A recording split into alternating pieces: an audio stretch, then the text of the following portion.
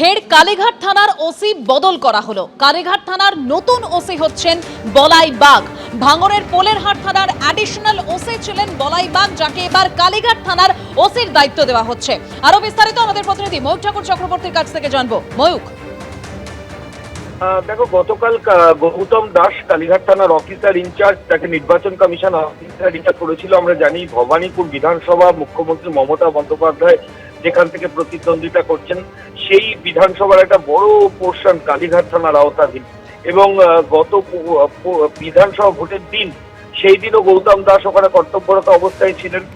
মুখ্যমন্ত্রীর ভাই কার্তিক ব্যানার্জি এক জায়গায় দাঁড়িয়েছিলেন, সেখান থেকে তারা ভিড় সরিয়েও দিয়েছিলেন। সেই ছবিও ক্যামেরা ধরা পড়েছিল। এরপর রাইফেল নিয়ে একটা ছবি দিতে দেখা যায় গৌতম দাসকে, এবং তার তলায় লেখা ছিল যে তার নতুন অ্যাসাইনমেন্টের জন্য তিনি তৈরি।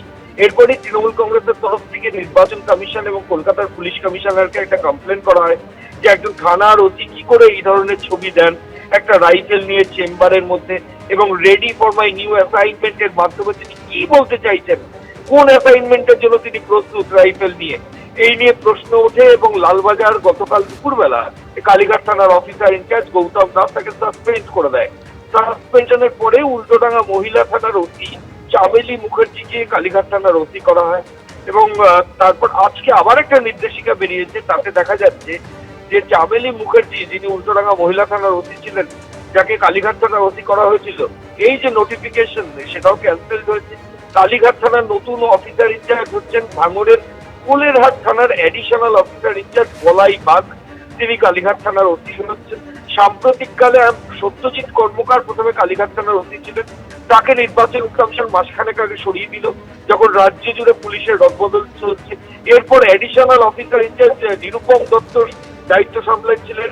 কমিশন তখন আরেকজনকে ওসি করে, তাকেও অমিত শাহ শুভেন্দু অধিকারীর মনোনয়নের ঝামেলার জন্য তাকেও সেখান থেকে সরিয়ে দেওয়া হয়।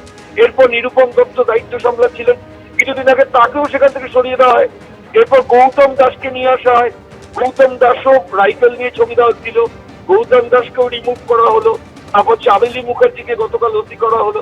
আর দেখা যাচ্ছে চামেলি মুখার্জিকেও সরিয়ে দিয়ে আবার বলাই বাগ অ্যাডিশনাল ওসি পোলেরহাট, তাকে ওসি করা হলো। কালীঘাটের মতো একটা গুরুত্বপূর্ণ থানা, এবং সেটা গত 1-1.5 মাসের মধ্যে প্রায় 5 জন অফিসার ইনচার্জ সেই থানার চেঞ্জ হলো, যেখানে রাজ্যের মুখ্যমন্ত্রী মমতা বন্দ্যোপাধ্যায়ের রেসিডেন্স রয়েছে। এটা অত্যন্তই তাৎপর্যপূর্ণ এবং বেনজির সাম্প্রতিক অতীতে এরকম দেখা যায়। ধন্যবাদ ময়ূক। এবিপি আনন্দ, এগিয়ে থাকে, এগিয়ে রাখে।